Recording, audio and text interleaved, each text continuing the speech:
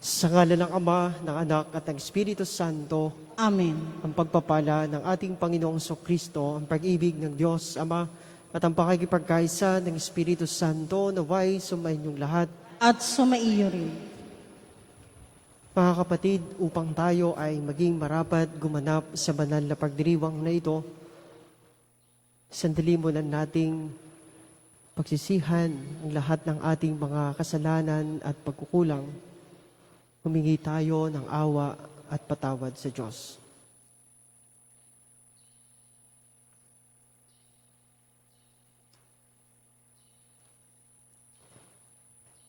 Inaamin ko sa makapangyarihang Diyos at sa inyo mga kapatid, na lubha akong nagkasala sa isip, sa salita at sa gawa at sa aking pagkukulang.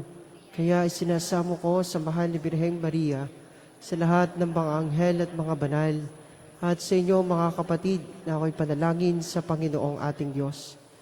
Kawan tayo ng makapangyarihang Diyos, patawarin tayo sa ating mga kasalanan, at patubayan tayo sa buhay na walang hanggan. Amen.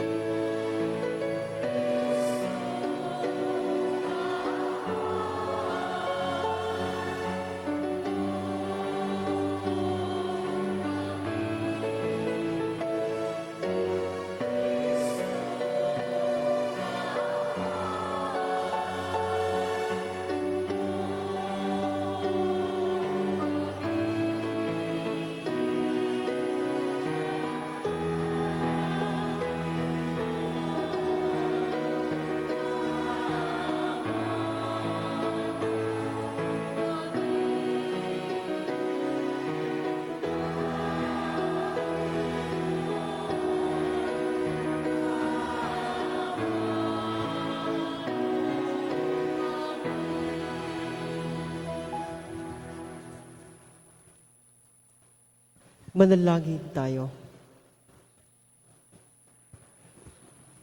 Ama naming makapangyarihan, pakundangan sa pagpapakumbaba ng anak mong masunurin. Ibinangon mo sa pagkadapa ang sangkatauhang masuwayin. Ipagkaloob mo sa amin ang banal na kagalakan upang kaming sinagip mo sa kalipinan ay magkamit ng iyong ligayang walang katapusan. Sa pamamagitan ni Jesucristo, kasama ng Espiritu Santo, magpasawalang hanggan. Amen. Ang lahat po ay magsiupo.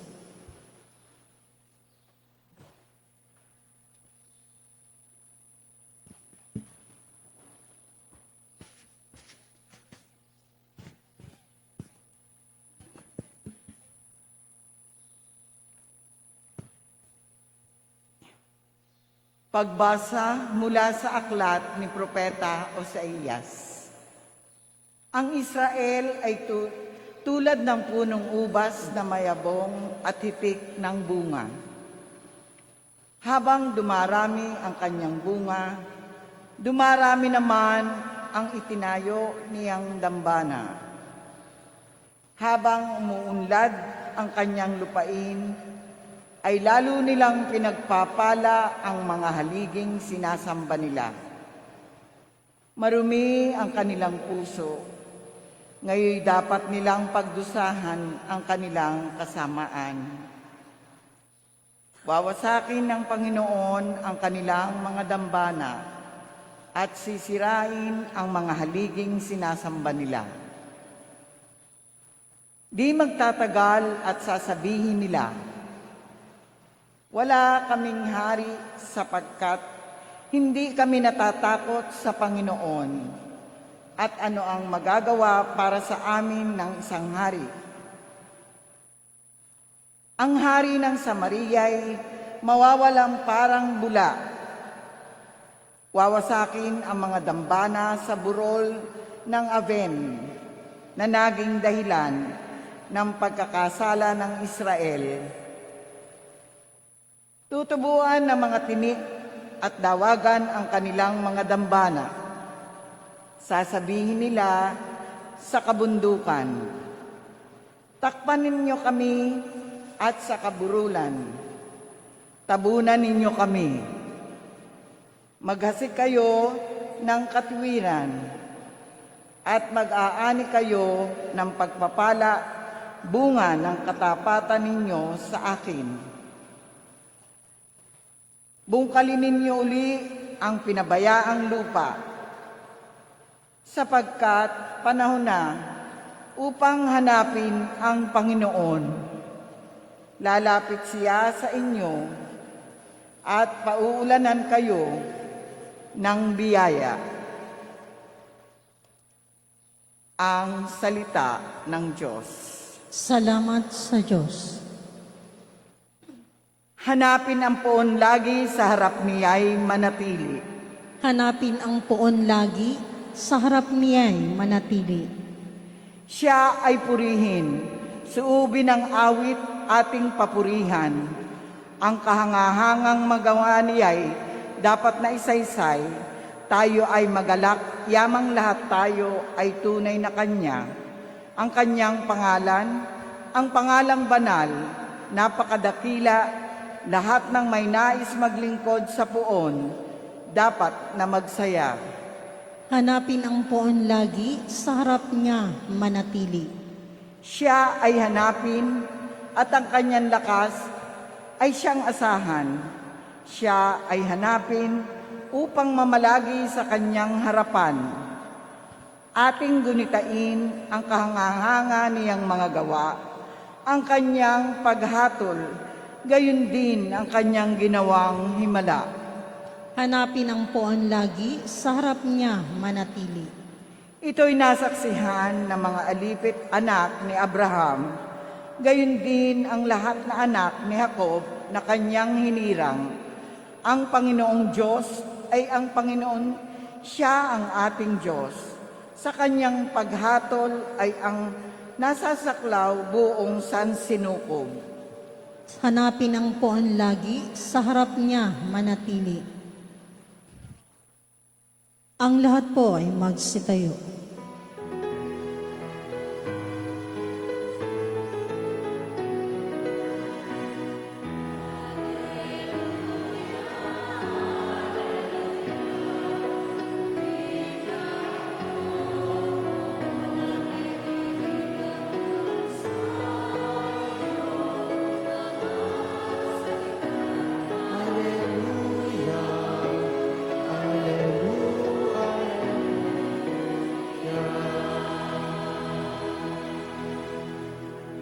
Sumainyo ang Panginoon. At sumaiyo rin. Ang mabuting balita ng Panginoon ayon kay San Mateo. Papuri sa iyo, Panginoon. Noong panahong iyon, tinipon ni Jesus ang 12 alagad at binigyan ng kapangyarihang magpalayas ng masasamang espiritu at magpagaling ng mga may karamdaman.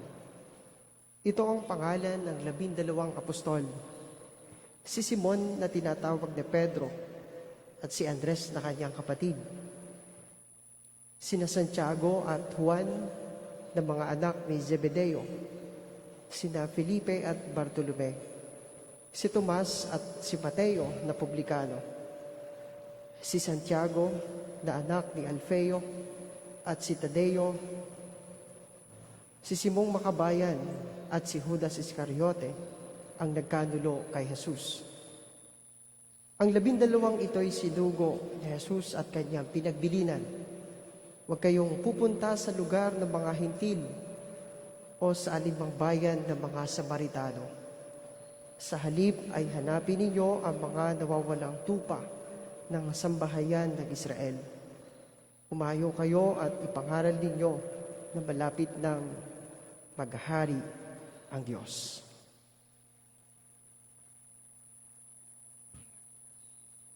Mga kapatid, ang mabuting balita ng Panginoon.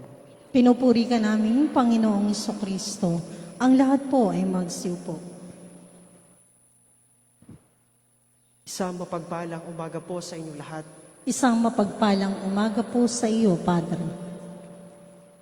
Tampok po sa ating ebanghelyo na napakinggan ang pagpili ng ating Panginoong Hesus sa 12 apostol. Pero hindi lamang po binigyang diin ng ating Panginoon ang pagpili ng 12 apostol, kundi mas binigyan niya ng kahulugan yung pagpili sapagkat dito ay isinaysay ng ating Panginoon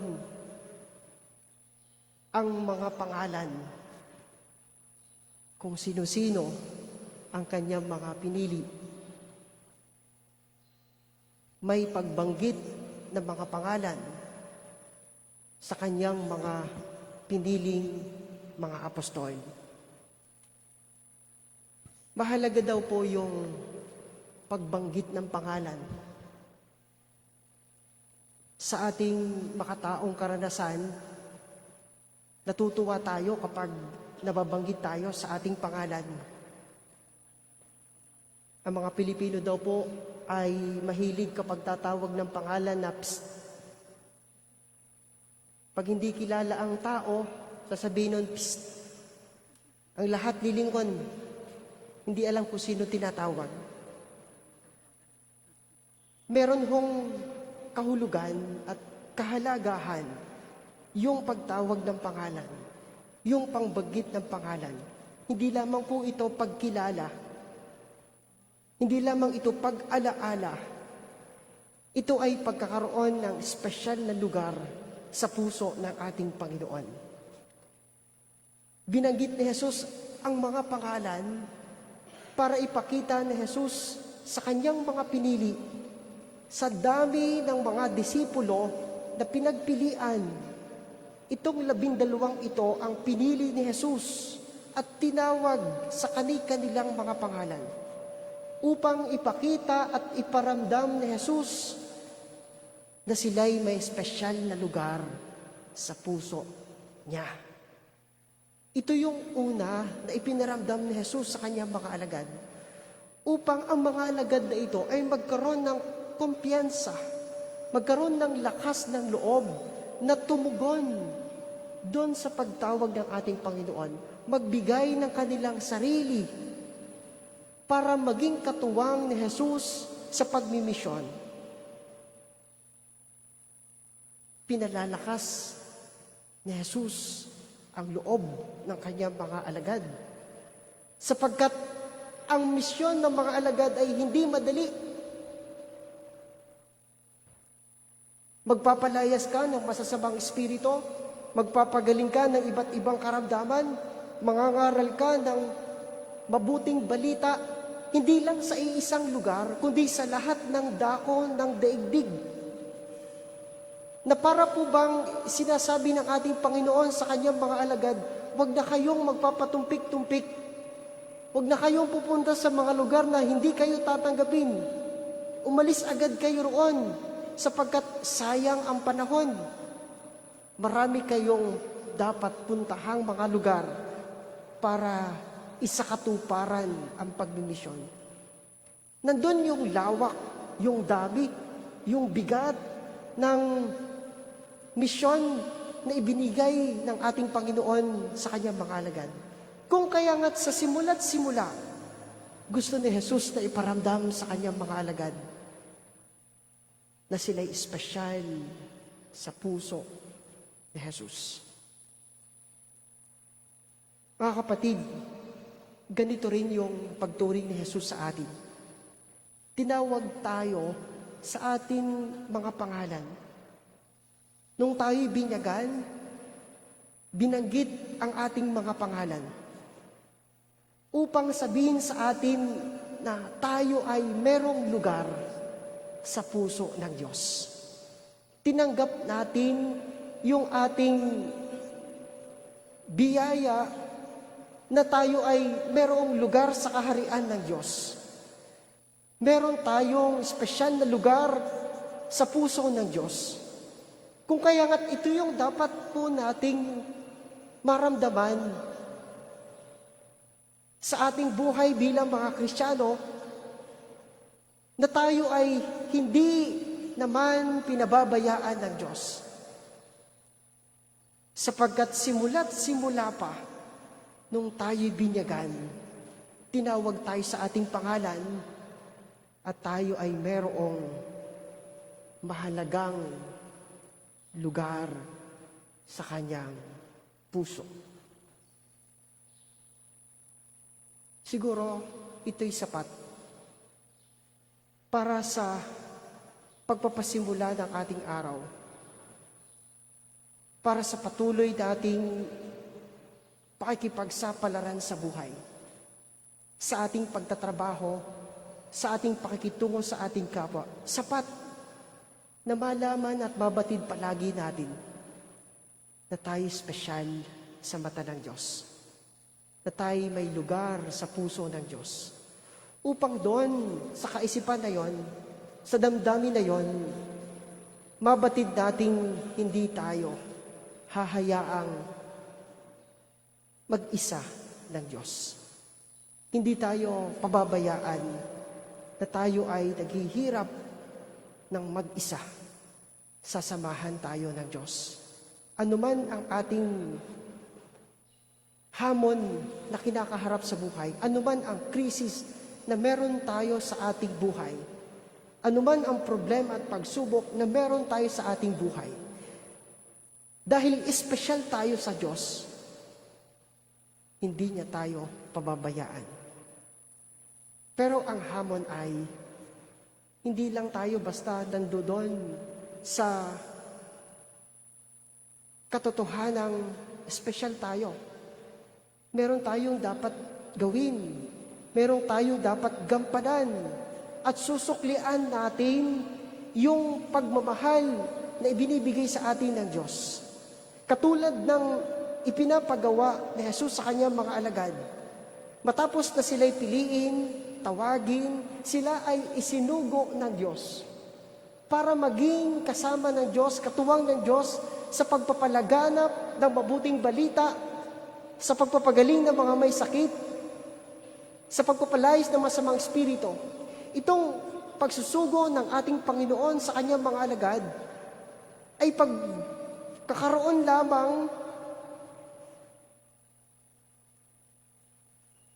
ng puwang sa puso ng isa't isa, sa puso ng bawat isa, na hindi lang kay Kristo tayo lalapit, kay Kristo tayo mananatili. Kinakailangan na pagkatapos nating matanggap kay Kristo ang pagmamahal, ito ay ating ibinabahagi sa kapwa. Ito ay ating ipinaparamdam sa ibang tao. Yun yung dahilan kung bakit isinugo ni Jesus ang kanyang mga alagad. Para maramdaman din ng ibang tao yung pagmamahal na naramdaman nila kay Jesus. Kaya nga po, sa ating buhay bilang mga Kristiyano, hindi lang natatapos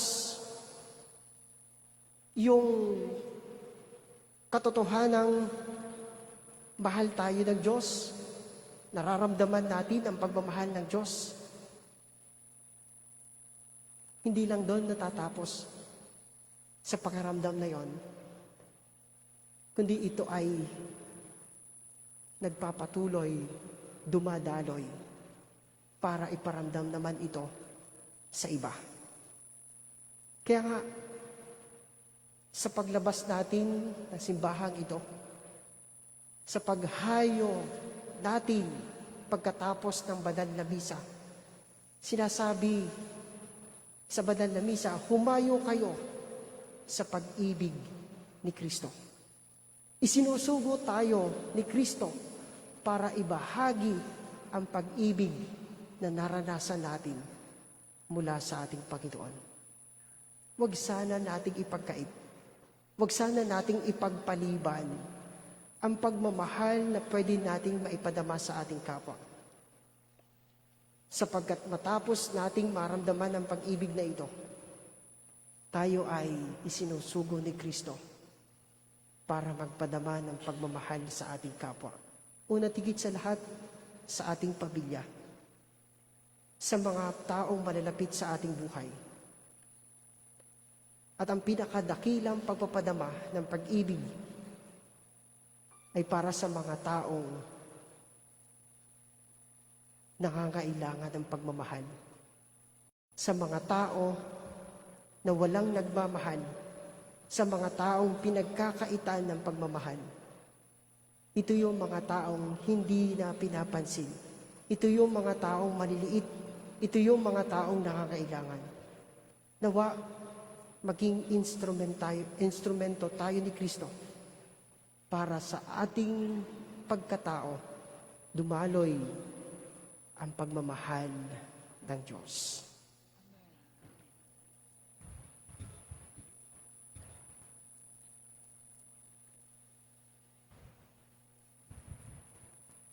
Magsitayo na po ang lahat.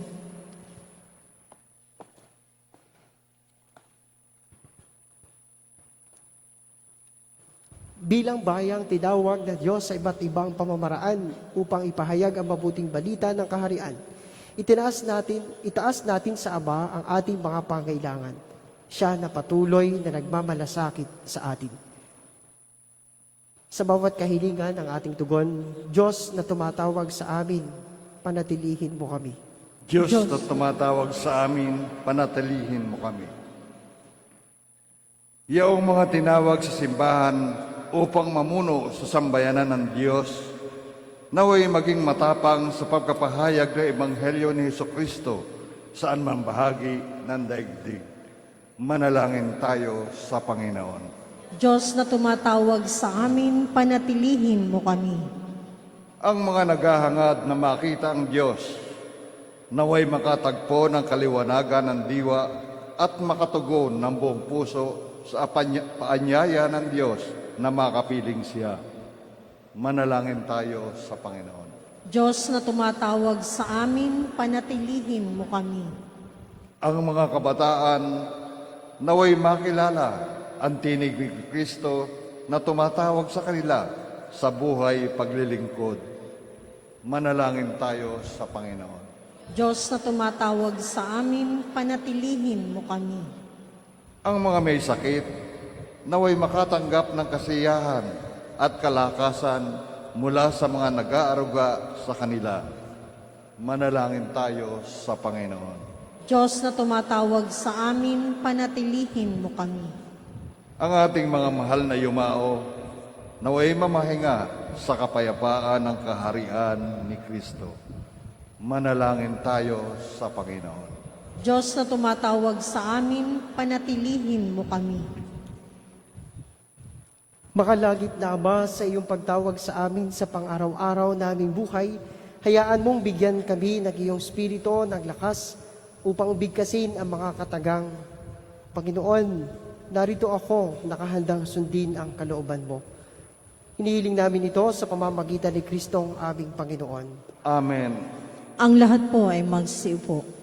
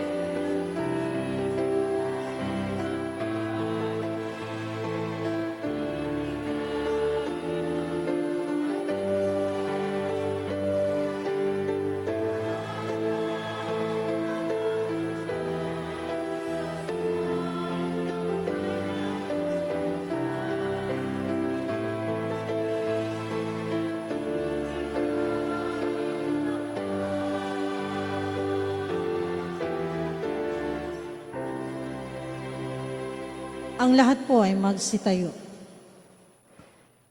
Manalangin kayo mga kapatid upang ang paghahain natin ay kalugdan ng Diyos Amang makapangyarihan. Tanggapin nawa ng Panginoon itong paghahain sa iyong mga kamay, sa kapurihan niya at karangalan sa ating kapakinabangan at sa buong sambayanan niyang banal.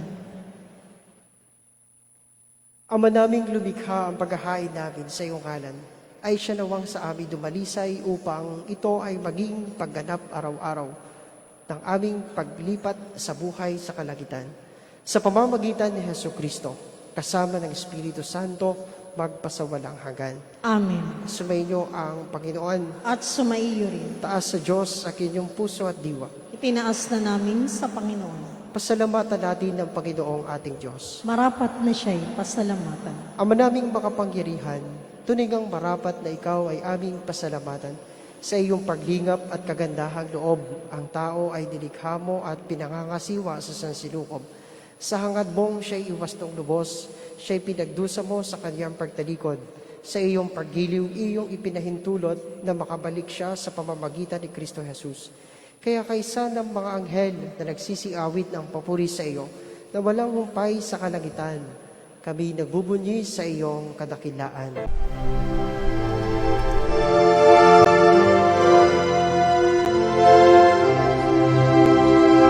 Santo, Santo, Santo, Panginoong Diyos makapangyarihan, napupuno ang langit at lupa ng kalwalhatian mo.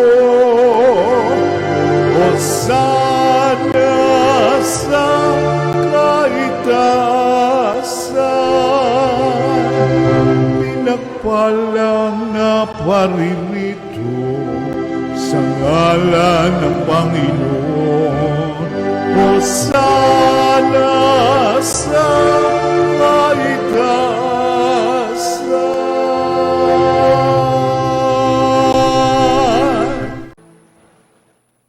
Ama naming banal, ikaw ang bukal ng tanang kabanalan, kaya't sa pamamagitan ng iyong Espiritu, gawin mong banal ang mga kaloob na ito, upang para sa amin ay maging katawan at dugo ng aming Panginoong Hesukristo. Bago niya pinagtiisa ang kusang loob na maging handog, hinawakan niya ang tinapay, pinasalamatan kanya, pinagati-hati niya iyon, iniabot sa kanya mga alagad at sinabi, tanggapin ninyong lahat ito at kanin. Ito ang aking katawan na ihahandog para sa inyo.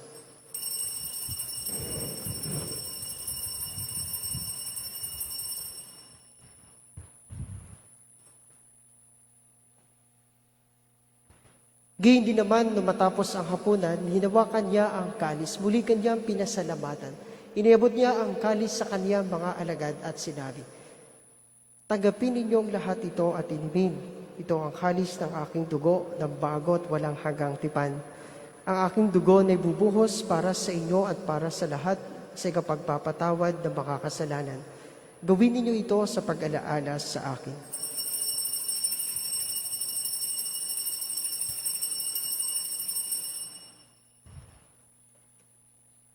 Ipagbunyi natin ang misteryo ng pananampalataya.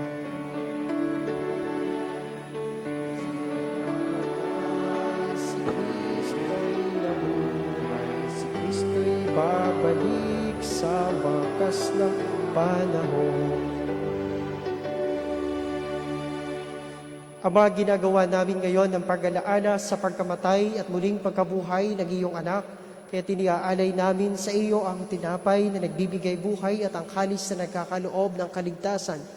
Kami nagpapasalamat dahil kami iyong minarapat na tumayo sa harap mo para maglingkod sa iyo. Sinasamo namin kaming magsasalo-salo sa katawan at dugo ni Kristo ay mabuklod sa pagkakaisa sa pamamagitan ng Espiritu Santo. Ama, lingapin mo ang isimbahang laganap sa buong daigdig. Puspusin mo kami sa pag-ibig kaysa ni Francisco na aming Papa, at ni Melray na aming obispo at ng Tanang Kaparian. Alalahanin mo rin ang mga kapatid naming nahimlay nang may pag-asang sila'y muling mabubuhay, gayon din ang lahat ng mga pumanaw. Kaawaan mo sila at patuloyin sa iyong kaliwanagan. Kaawaan mo at pagindapatin kaming lahat na makasalo sa iyong buhay na walang wakas, kaysa na mahal na Birheng Maria na Ina ng Diyos, ng kabiyak niyang pusong si San Jose, kaisa ng mga apostol at ng lahat ng mga banal na namuhay dito sa daigdig ng kalugod-lugod sa iyo, na ipagdiwang nawa namin ang pagpupuri sa kararangal mo sa pamamagitan ng iyong anak na aming Panginoong Hesukristo. Sa pamamagitan ni Kristo, kasama niya at sa Kanya, ang lahat ng parangal at papuri ay sa iyo, Diyos sa mga makapangyarihan, kasama ng Espiritu Santo, magpasawalang hanggan.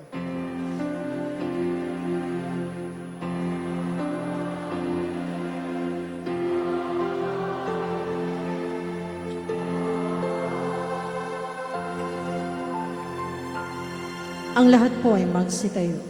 Sa tagubilin ng mga nakagagaling na utos at turo ni Jesus na Panginoon natin at Diyos, ipahayag natin ng lakas loob.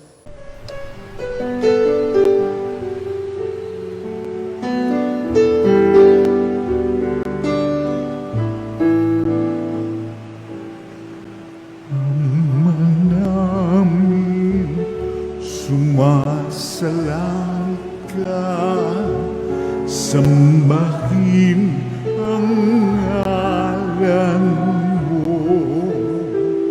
mapasamin ang kaharian mo, sundin ang loob mo dito sa lupa para nang sa langit. Bigyan mo po kami ngayon ng aming kakanin sa araw-araw at patawarin mo kami sa aming mga sala para ng pagpapatawan namin sa nagkakasala sa amin, at huwag mo kaming ipagdulot sa tukso, at yadya mo kami sa lahat ng masama. Inihiling namin kami adya sa lahat ng masama, pagkalooban ng kapayapaan araw-araw, iligtas sa kasalanan at ilayo sa lahat ng kapahamakan, samantalang aming pinananabikan ang dakilang araw ng pagpapahayag ng tagapagligtas naming si Heso Kristo.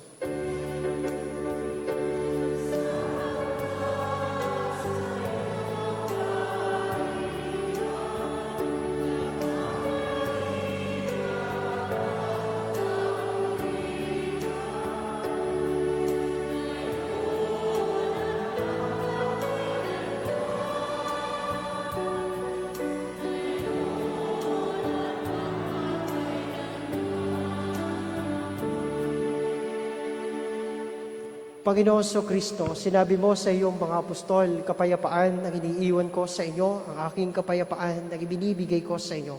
Tungayan mo ang aming pananampalataya at huwag ang aming makapagkakasala. Pagkalooban mo kami ng kapayapaan at pagkakaisa ayon sa iyong kalooban, kasama ng Espiritu Santo magpasawalang hanggan. Amen.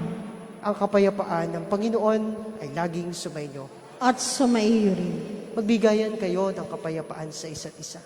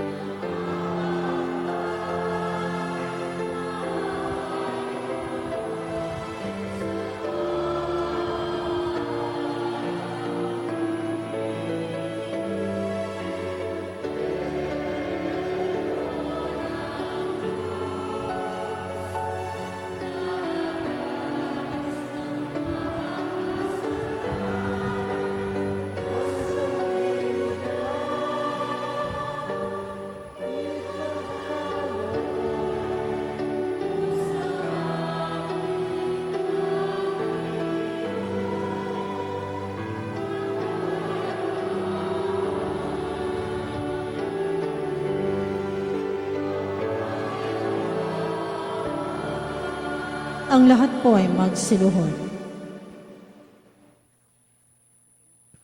Mga kapatid, ito si Kristo, ang kordero ng Diyos. Ito ang nag-aalis ng mga kasalanan ng sanlibutan. Mapapalad tayong inaanyayahan makasalo sa kanyang banal na piging. Panginoon, hindi ako karapat-dapat magpatuloy sa iyo, ngunit sa isang salita mo lamang ay gagaling na ako.